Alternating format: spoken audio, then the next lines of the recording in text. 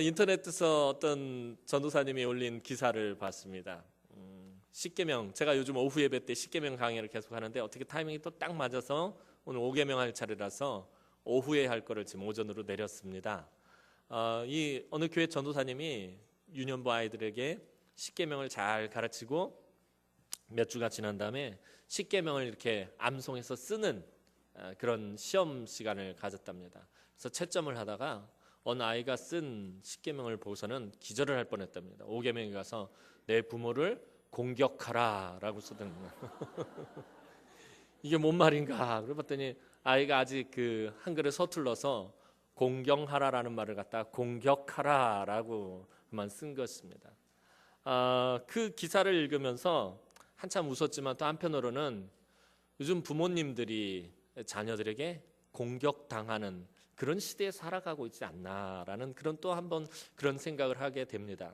특별히 요즘 한국 사회에서 어머님들은 그래도 좀 나아요. 아버지들이 너무 불쌍하다는 생각이 들곤 합니다. 특별히 이 기러기 아빠들 보면은 그냥 주구장창 자식들 교육시키기 위해서 회사 직장에서 참 모든 꼴 당하면서 그래도 어떻게 해서든 한 푼이라도 더 벌어서 자녀들에게 송금하고 그러는 모습들. 그런데 그렇게 힘들게 키워놓은 자녀들이 아버지가 날 위해서 한 게 도대체 뭐냐고라고 말할 때 그 아버지의 마음은 얼마나 찢어지게 아프겠습니까? 아버지는 그냥 일만 하셨잖아요. 그럴 수밖에 없는 사회 현실이잖아요.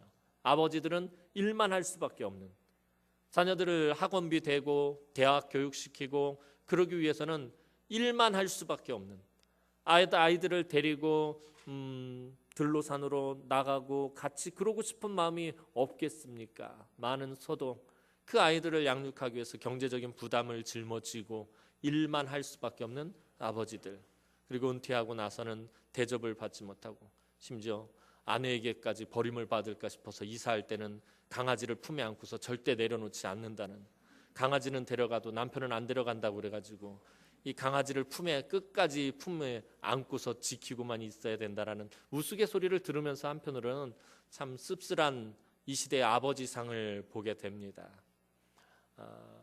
이전에는 참 그 가부장이라고 그러잖아요. 집안에서의 아버지, 그 가장의 그 권한이 참 권위 있었던 그런 시대가, 물론 그 권위 자체가 굉장히 부정적이지만 사실은 그 아버지의 권위가 제대로 세워진 가정은 올바른 가정이다라고 그렇게 저는 생각을 합니다. 아버지의 권위가 무너지기 시작하면서부터 가정이 무너지고 가정이 해체되게 된 것이 아닌가 하는 그런 생각들을 합니다. 오늘 이 자리에 앉아있는 많은 아버지들을 보면서 참 힘내시라고 그렇게 한번 말씀드리고 싶습니다. 이랬더니 또 우리 여성 동지들이 또 담임 목사님 남녀 불평등하게 앞에서 이런 말씀하시는 거예요. 엄마들은 대접 잘 받잖아요. 남편들이 다 꼬박꼬박 다 벌어다 다 갖다 주잖아요. 남자들 다 애써서 일만 하고 맨날 용돈 받아서 쓰고 용돈 조금이라도 좀만 더 주면 안 돼, 이런 말 하고 전혀 아닌가 보네. 하여튼 오늘은 좀 부모님에 대해서 우리가 다시 한번 생각해보는 그런 시간을 좀 가졌으면 좋겠습니다. 십계명에서 하나님과 관련된 계명은 1에서 4계명까지입니다. 5계명은 하나님에 관한 계명이 사람에 관한 계명으로 넘어가는 전환점과 같은 매우 중요한 계명입니다. 그런데 인간에 관한 첫 번째 계명은 부모 공경에 관한 계명으로 시작하고 있습니다. 그만큼 하나님이 부모 공경을 아주 중요하게 생각하고 있다는 거예요. 하나님에 관련된 계명에서 인간에 대한 계명으로 넘어가는 바로 그 첫 출발점에 부모 공경을 하나님은 제시하고 있다는 것입니다. 그만큼 중요하게 여기신다라는 것입니다. 게다가 인간에 대한 계명인 5계명에서부터 10계명까지 이 계명 중에 하나님의 이름이 들어가는 유일한 계명이 5계명입니다. 5계명에서 10계명까지 쭉 살펴보면 하나님의 이름이 들어가는 계명은 이 5계명밖에 없다라는 것입니다. 내 부모를 공경하라, 그리하면 내 하나님 여호와가 내게 준 땅에서 내 생명이 길리라. 네 하나님 여호와가 하면서 하나님의 이름이 들어간 계명은 이 5계명뿐이다라는 것입니다. 그만큼 하나님께서 이 5계명을 아주 중요하게 여기신다라는 것입니다. 부모는 이 세상에서 가장 중요한 하나님의 대리자 역할을 하기 때문입니다. 그래서 하나님은 부모 공경을 가장 처음에 둔 것입니다. 그만큼 우리에게 있어서 이 부모님의 의미는 매우 크고 중요합니다. 부모님이 없으면 우리가 이 세상에 존재할 수 없습니다. 부모가 결혼하여 우리를 잉태하고 출산했기 때문에 우리가 이 세상에 태어날 수 있었고, 또 우리가 자라날 수 있었고, 또 지금 이렇게 살아갈 수 있는 것입니다. 하나님께서는 부모의 의지와 신체를 통하여 우리를 창조하셨기 때문에 부모는 하나님의 대리자인 것입니다. 오늘 어버이 주일을 맞이해서 이 부모 공경의 계명 제5계명을 우리 한번 살펴보면서 은혜를 나누기를 소망합니다. 오늘 본문은 출애굽기에 기록된 5계명입니다. 내 부모를 공경하라. 그리하면 내 하나님 여호와가 내게 준 땅에서 내 생명이 길리라. 같은 5계명의 내용을 기록하고 있는 신명기에는 또 이렇게 표현하고 있습니다. 신명기 5장 16절 말씀 보면 너는 내 하나님 여호와께서 명령한 대로 내 부모를 공경하라. 그리하면 내 하나님 여호와가 네게 준 땅에서 네가 생명이 길고 복을 누리리라. 이처럼 10계명 중에 구체적인 축복이 특별히 명시된 계명은 또 이 5계명인 부모 공경의 계명밖에 없다라는 것입니다. 다른 계명에는 축복에 대해서 언급이 되어 있지 않습니다. 다 명령입니다. 하라 하라 하라라고 명령입니다. 그런데 5계명에는 네가 이 땅에서 잘 되고 내 생명이 길 것이다 라고 하나님 말씀하고 축복을 약속하고 있다라는 것입니다. 물론 1에서 4계명에서 내가 1000대까지 은혜를 베풀겠다라고 하나님 말씀하시는데 이거는 좀 범위가 구체적이지 않고 약간 넓은 의미인데, 오늘은 5계명에서는 하나님이 구체적으로 말씀하는 내가 너에게 준 땅에서 너의 생명이 길 것이다. 네가 그 땅에서 잘 살 것이다. 오래 살 것이다. 그리고 신명기에서 보면 내 생명이 길고 복을 누리리라 라고 그래요. 에베소서에서 보면 네가 잘 되리라 라고 말씀하고 있다는 것입니다. 축복을 약속하고 계신다라는 것입니다. 이 같은 사실은 부모 공경이 인간의 관계에서 얼마나 중요한 비중을 차지하는 것인가, 그것을 보여주며 또한 하나님께서 이것을 매우 중요하게 생각하시는 그것을 나타내는 것입니다. 하나님이 축복을 약속하실 만큼 강조하고 있는 것입니다.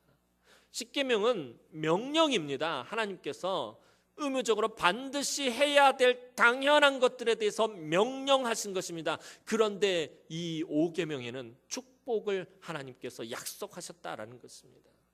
그냥 축복 약속 안 하셔도 돼요. 그냥 명령이기 때문에. 그런데 이 5계명만큼은 하나님께서 축복을 약속하셨다라는 것입니다. 부모의 중요한 역할 중에 하나는 자녀들을 양육하고 교육을 시키는 일입니다. 그렇다면 부모를 공경한다라는 말은 곧 부모의 가르침에 순종하여 그 가르침을 그대로 받아들이는 것을 뜻합니다.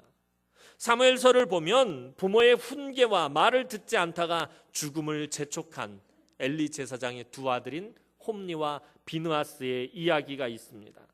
홈니와 비느하스는 성막에서 하나님의 제사를 집전하는 제사장들이었습니다. 그런데 그들이 제사를 멸시하고 제멋대로 하나님께 드려지는 예물을 빼앗고 강탈하고 성막에서 수종드는 여인과 동침하는 등 하나님 보시기에 악한 일들만 저지르던 불량배들이었습니다. 그러자 엘리 제사장이 아들들을 불러 훈계하지만 그들은 아버지의 말을 도무지 듣지 않았습니다. 사무엘상 2장 25절 하반절을 보면 그들이 자기 아버지의 말을 듣지 아니하였으니 이는 여호와께서 그들을 죽이기로 뜻하셨음이더라 라고 기록하고 있습니다. 그리고 엘리의 두 아들인 홈니와 비느하스는 결국 블레셋과의 전쟁에서 한 날 한 장소에서 죽게 되었습니다. 어려서 부모의 가르침에 순종하면 안전한 삶을 살게 됩니다. 단적인 예로 전에도 한번 말씀드렸던 것 같아요. 어버이 주일이면 늘 말씀드립니다. 부모님이 자녀가 학교에 가거나 출근하기 전에 늘 하는 말씀이 뭐예요? 차 조심해라. 또 아무거나 주워 먹지 마라. 아무거나 먹지 말아라. 또 뭐 불 조심해라. 이거 조심해라. 저거 조심해라. 하여튼 이렇게 아침에 학교를 가거나 출근하는 그 자녀들, 나이가 많고 적음을 떠나서 이 부모님들은 항상 이런 말씀을 입이 닳도록 이야기하는 것은 결국은 자녀를 죽음으로부터 보호하고 오래 살 수 있도록 하기 위한 것입니다. 하나님께서는 이처럼 부모를 통해서 우리의 생명을 보존케 하신다라는 것입니다. 저도 어릴 때 들으면 참 그 잔소리가 너무 듣기 싫은 거예요. 어머니의 그 잔소리가. 매일 아침 똑같은 그 레파토리. 차 조심해라. 길 조심해라. 사람 조심해라. 하여튼 뭐 아무거나 주워 먹지 마라. 이거 아까 한 말씀드린 우리 어머니가 하신 말씀이에요. 늘 근데 그 말이 그렇게 듣기가 싫었어요. 그 잔소리가. 그런데 사실 그거는 어머니의 사랑의 율법입니다. 그 어머니의 말에 순종하면 어때요? 내가 안전한 삶을 사는 거예요. 차 조심하고 아무거나 먹지 않고 조심해서 먹고 또 길 조심하고 모든 것 조심하는 것 안전한 삶을 위한 것이다라는 것입니다.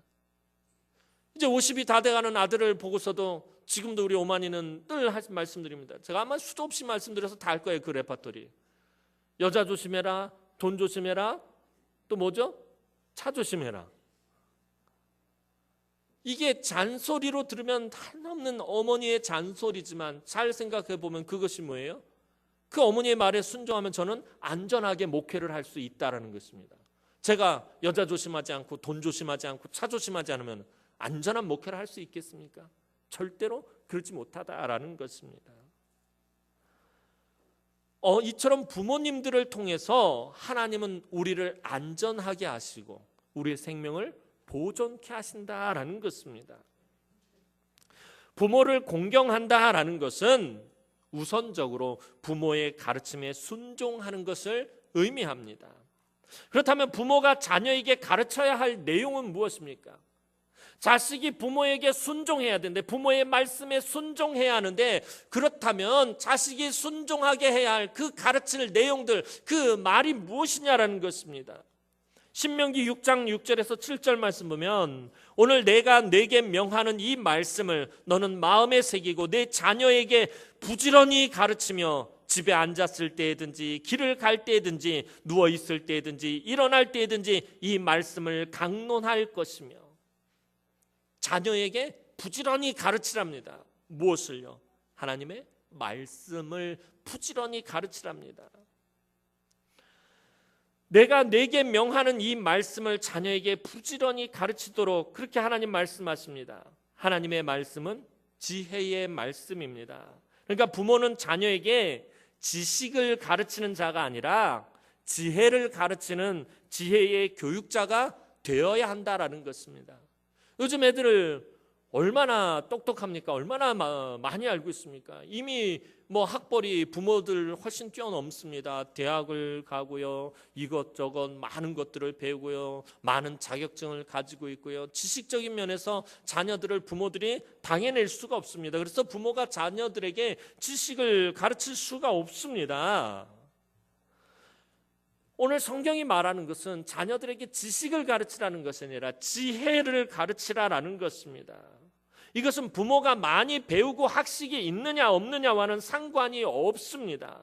하나님께서는 부모에게 하나님의 지혜의 말씀을 부지런히 가르치라고 명령하셨기 때문입니다.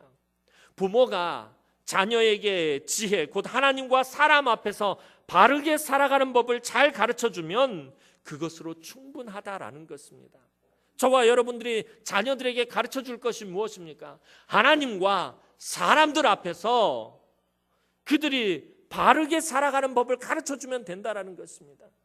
이 사회에 해를 끼치지 않고 사람들에게 해를 끼치지 않고 정말 바르게 살아가는 그 살아가는 법을 잘 가르쳐주면 그것으로 충분하다라는 것입니다.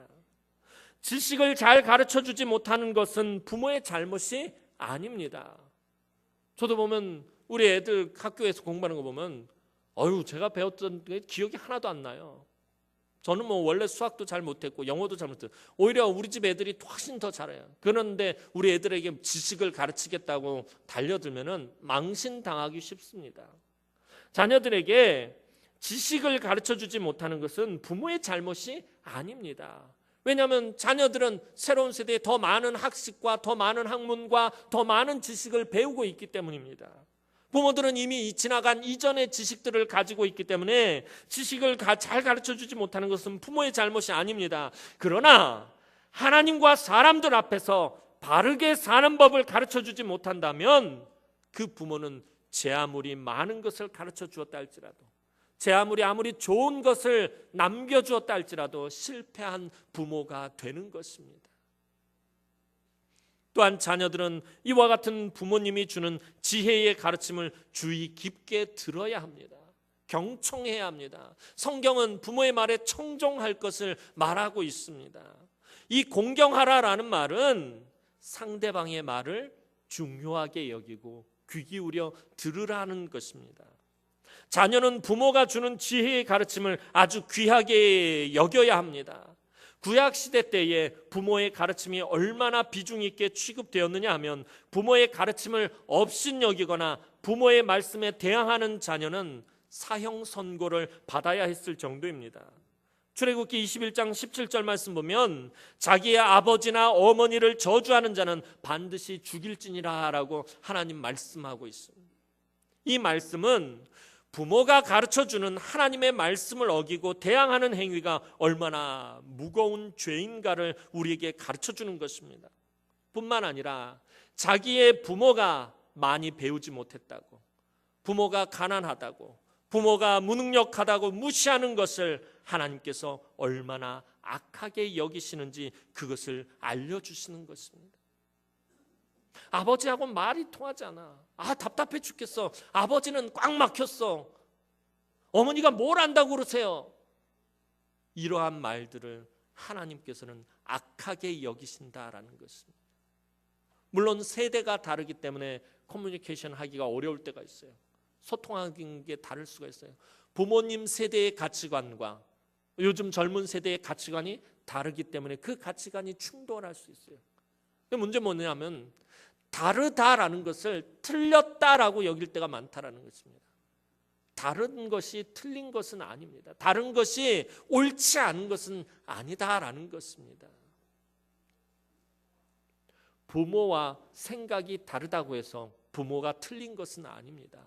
부모가 그른 것은 아닙니다. 이것은 옳고 그름의 문제가 아닙니다.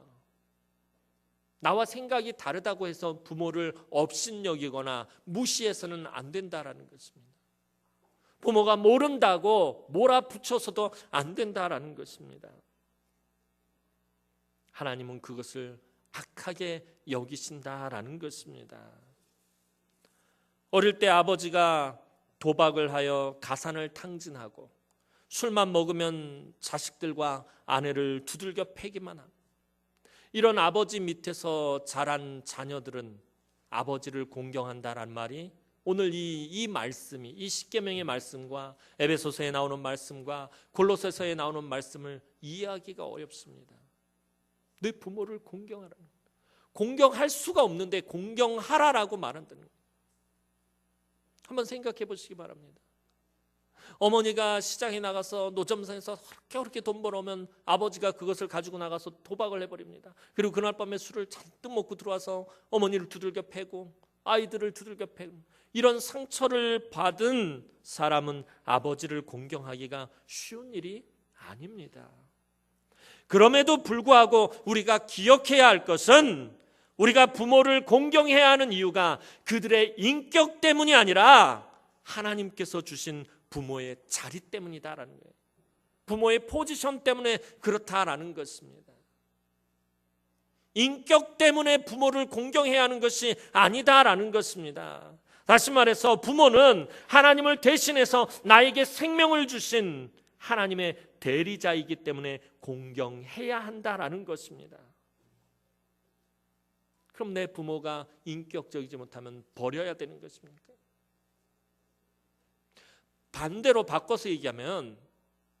내 자녀가 인격적이지 못하고 내 자녀의 성품이 나쁘면 사랑하지 말아야 하는 것입니까? 그렇지 않잖아요. 어느 부모가 자기 자식을 미워하고 싫어하고 자기 자녀가 인격이 좋지 않다고 해서 그 부모가 그 자녀를 사랑하지 않는 부모가 어디 있습니까? 맨날 어릴 때 앵앵대고 찡찡대고 막 울어 제끼기만 하고 똥만 퍼질러지게 싸고 막 그러고 밉다고 막 싫다고 그런 부모가 어디 있습니까? 반대로 돌려서 얘기하면 부모가 자녀에게 그렇게 하는 건 당연하게 여기는데 왜 부모가 인격적이지 못하고 부모가 실수하고 부모가 성품에 문제가 있는 것에 대해서는 왜 받아들이지 못하느냐라는 것입니다. 그래서 우리가 부모님을 공경해야 하는 이유는 부모의 인격에 있는 것이 아니라 하나님의 말씀이기 때문에 그렇다라는 것입니다. 성경에서 경외하다라는 말은 하나님에게만 쓸 수 있는 말입니다. 그런데 하나님께서는 이 경외하다라는 말을 예외적으로 사용하신 적이 있습니다.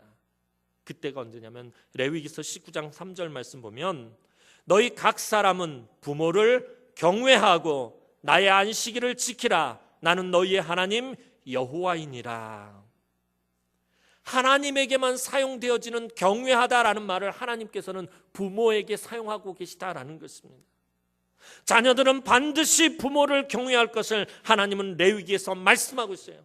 부모의 인격에 상관없이 내 부모를 경외하라라고 하나님 말씀하고 있다라는 것입니다.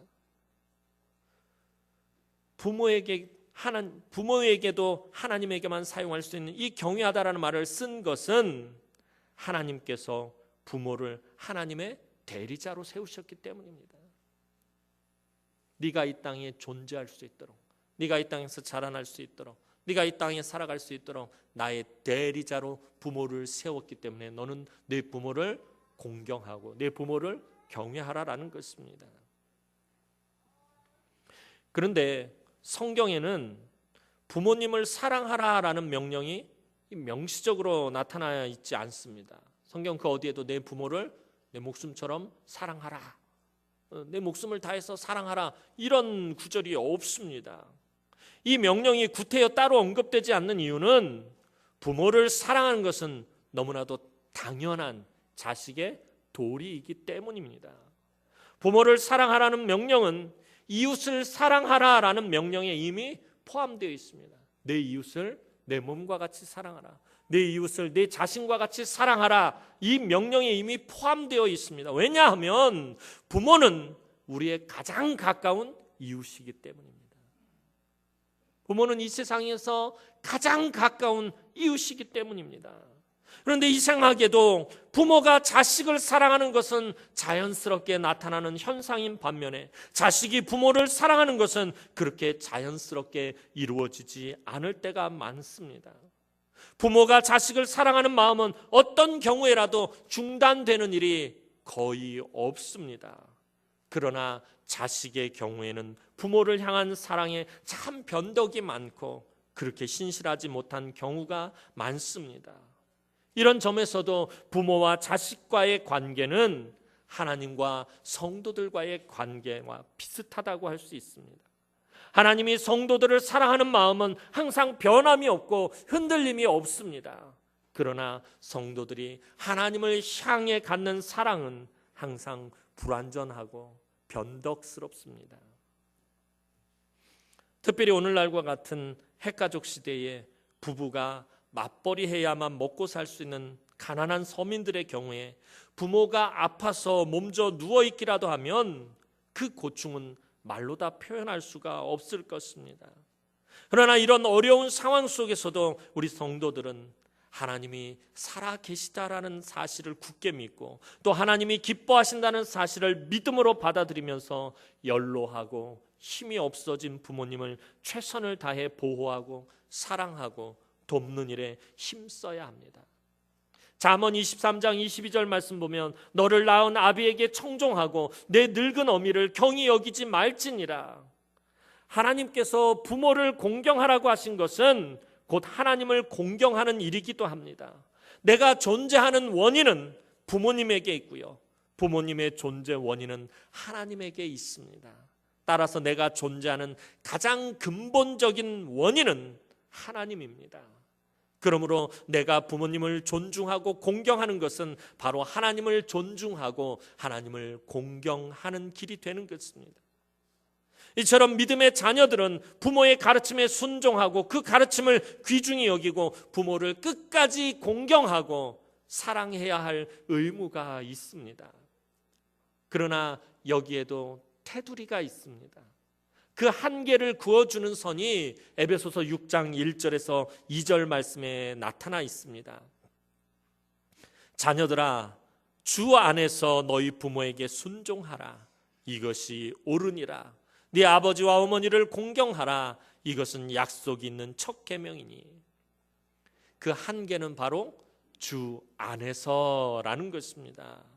우리는 주 안에서 반드시 부모님에게 순종해야 합니다. 주 안에서 순종하라라는 말은 주님의 뜻과 진리가 허용하는 범위 안에서는 반드시 순종하라라는 뜻입니다. 부모가 바르게 신앙적인 가르침을 베풀고 바른 지혜를 베풀 때는 마땅히 부모의 가르침에 반드시 순종해야 하지만, 부모가 자녀의 신앙의 길을 가로막거나 비윤리적인 가르침을 베풀 때는 자녀는 그 가르침을 따를 수가 없는 것입니다.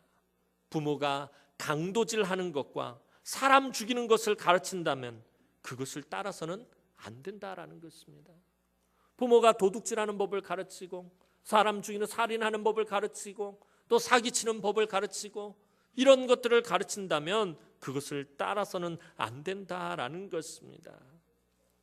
또 부모님이 하나님을 욕한다고 그것을 따를 수는 없습니다. 그러나 자녀들은 신앙과 믿음을 지키기 위해 부모님의 잘못된 가르침을 따르지 못하는 경우라 할지라도 끝까지 부모에 대한 배려와 예의를 갖추고 부모를 사랑하는 마음과 태도를 잃어서는 안 됩니다. 이 두 가지가 잘 갖추어져야 합니다.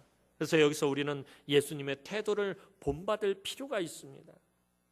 이제 절기가 되어서 어린 예수님을 데리고 예루살렘에 올라간 마리아와 요셉은 그만 예수님을 잃어버리고 한참 찾아 헤매이다가 간신히 성전 안에 있는 예수님을 발견하고 예수님을 책망합니다. 누가복음 2장 48절 말씀 보면 그의 부모가 보고 놀라며 그의 어머니는 이르되 아이야 어찌하여 우리에게 이렇게 하였느냐, 보라 네 아버지와 내가 근심하여 너를 찾았노라. 이에 대해서 어린 예수님께서 대답하십니다. 누가복음 2장 49절 말씀, 예수께서 이르시되 어찌하여 나를 찾으셨나이까? 내가 내 아버지 집에 있어야 될 줄을 알지 못하셨나이까 하시니. 이처럼 어린 예수님의 우선순위는 하나님을 향해서는 너무나도 분명하고 확실하였습니다. 내가 아버지 집에 있어야 할 줄을 알지 못하셨습니까? 왜 딴 데서 찾아 헤매고 계셨습니까? 내가 성전에 있었는데. 어린 예수님의 우선순위는 하나님을 향해서 분명했다라는 것입니다. 그러나 예수님은 더 이상 고집하지 않으시고 육신의 부모인 요셉과 마리아와 함께 성전에서 나와 나사렛에 돌아오셨고, 돌아오신 후에는 마리아와 요셉의 말에 순종하여 두 사람을 받들어 모셨습니다. 누가복음 2장 51절 말씀 보면 예수께서 함께 내려가사 나사렛에 이르러 순종하여 받드시더라. 어린 예수님의 삶을 한마디로 규정하면 이것입니다. 순종하여 받드시더라. 육신의 부모를 순종해서 받들어 모셨다라는 것입니다. 우리는 이처럼 하나님에게 분명한 우선순위를 두면서도 부모를 사랑하고 공경했던 예수님의 모습에서 분명히 교훈을 얻어야 합니다. 사랑하는 성도 여러분, 다섯 번째 계명, 부모 공경의 계명은 축복의 약속이 있는 첫 계명입니다. 부모 공경의 계명에는 장수와 형통함의 축복이 약속되어 있습니다. 부모는 인간의 출생 과정에 있어서 인간의 성품과 인간의 됨됨이를 결정하는 일에 하나님의 대리자 역할을 합니다. 그러므로 성도들은 하나님께 순종하는 것과 같은 태도로 부모의 가르침에 순종해야 합니다. 그러나 부모는 또한 연약한 인간이기도 하므로 성도들은 이 연약한 인간으로서의 부모의 모습도 인정할 수 있어야 합니다. 특히 노년의 때에 이르는 부모들을 사랑으로 돌보아 드려야 합니다. 이때에도 부모에 대한 존경과 애정을 잃지 않도록 주의해야 합니다. 요즘 심심치 않게 사회면 기사로 떠오르는 것이 무엇입니까? 자녀들에게 폭행을 당하는 부모들의 이야기가 기록되어 있습니다. 나이가 연로한 부모를 두들겨 패는 이런 폐륜적인 자식들이 있다라는 것입니다. 부모가 아무리 나이가 많이 들었어도 아까 말씀드렸던 것처럼 부모님이 인격적이지 아니할다 할지라도 부모에 대한 공경은 버려서는 안 된다라는 것입니다. 사랑하는 성도 여러분, 하나님께서는 우리가 부모를 공경하길 원하시며 효도하기를 권고하십니다. 부모님은 하나님의 대리자이기 때문입니다. 부모님을 바르게 섬기는 자가 하나님을 바르게 섬길 수 있는 것입니다. 눈에 보이는 부모님을 바르게 모시지 못하는 사람이 눈에 보이지 않는 하나님을 섬긴다라는 것은 말이 되지 않는다라는 것입니다. 눈에 보이는 내 육신의 부모도 순종하여 받들어 섬기지 못하는데 눈에 보이지 않는 하나님을 어떻게 온전히 섬길 수 있느냐라는 것입니다. 공경하다 이 말의 히브리어는 카베드라는 말입니다. 이 말은 무겁다, 비중이 있다, 중요하다라는 의미로 사용되는 말입니다.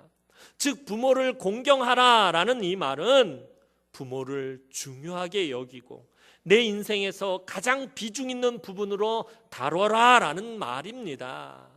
내 인생에서 그냥 하찮은 존재로 제껴버려도 되는 존재가 아니라 내 인생에서 가장 비중 있게 다뤄야 할, 가장 비중 있게 관심을 두어야 할 그런 부분이다라는 것입니다. 제가 좋아하는 가수 중에 SG 워너비의 김진호라는 가수가 있습니다. 그 가수가 불렀던 노래 중에 가족사진이라는 노래가 있어요. 제가 인순이 씨의 그 아버지라는 노래와 더불어서 좋아하는 이 노래인데 이 김진호 씨의 가족사진이라는 노랫말을 잠시 들려드리겠습니다. 바쁘게 살아온 당신의 젊음에 의미를 더해줄 아이가 생기고 그날에 찍었던 가족사진 속에 설레는 웃음은 빛발에 가지만 어른이 되어서 현실에 던져진 나는 철이 없는 아들이 되어서 이곳 저곳에서 깨지고 또 일어서다 외로운 어느 날 꺼내본 사진 속 아빠를 닮아 있네. 내 젊음 어느새 기울어 갈 때쯤 그제야 보이는 당신의 날들이 가족 사진 속에 미소 띈 젊은 아가씨의 꽃피던 시절은 나에게 다시 돌아와서 나를 꽃 피우기 위해 걸음이 되어버렸던 그 흘린 그 시간들을 내가 깨끗이 모아서 당신의 웃음꽃 피우길. 오늘 아침 교회에 오기 전에 거울을 살펴보면서 이 노랫말을 흥얼거리고 있었는데 거울 속에 비친 제 얼굴 속에도 아버지의 얼굴과 어머니의 얼굴이 보였습니다. 오늘 여러분들도 집에 돌아가 거울을 다시 한번 유심히 잘 살펴보시기 바랍니다. 그 얼굴 속에 돌아가신 아버지와 돌아가신 어머니의 얼굴이 보일 것입니다. 우리도 그 사이에 나이가 들고 늙어가고 있는 것입니다.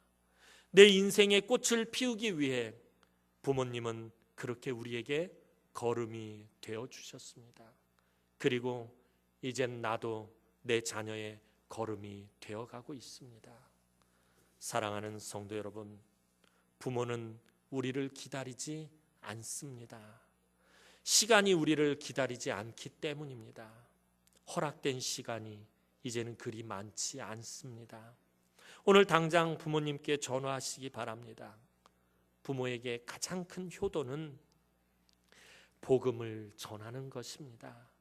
오늘 당장 복음을 전하시기 바랍니다. 받아들이시든지 거절하시든지 복음을 전해야 합니다. 오늘이 지나면 늦을 수 있기 때문에 더 이상 거기에 계시지 않을 수 있기 때문입니다. 늘 항상 그 자리에 있을 것이라고 생각하지 마시기 바랍니다. 어느 날 갑자기 그 자리를 떠나실 것입니다. 나중에 가족 사진 속에 부모님의 얼굴을 만지며 후회하지 마시기 바랍니다. 이제 우리의 존재를 위해 우리에게 허락하신 부모님을 온전히 공경하고 주 안에서 순종함으로 이 땅에서 하나님의 한량없는 은혜와 첫 계명에 약속하신 그 복을 풍성하게 누리시는 사랑하는 주의 귀한 우리 남흥의 성도들이 되기를 주님의 이름으로 축원합니다. 기도드리겠습니다. 사랑과 은혜가 많으신 아버지 하나님, 은혜와 사랑을 진심으로 감사를 드립니다. 오늘 우리에게 하나님 부모님을 허락하여 주셔서 감사드립니다. 부모님이 있었기에 오늘 내가 존재합니다. 하나님의 대리자로서 우리에게 생명을 주셨습니다. 하나님 우리를 자라게 하셨습니다. 우리가 살아가게 하셨습니다. 하나님 오늘 부모를 공경하라는 하나님의 그 말씀에 순종하는 삶을 살아갈 수 있도록 은혜를 베풀어 주옵소서. 연로하신 부모님을 모시고 하나님 참 공경하고 봉양하는 데 부족함이 없도록 하나님께서 복을 베풀어 주옵소서. 우리 성도들이 온전히 부모를 잘 섬길 수 있도록 하나님께서 은총을 베풀어 주옵소서. 예수님의 이름으로 기도하옵나이다. 아멘.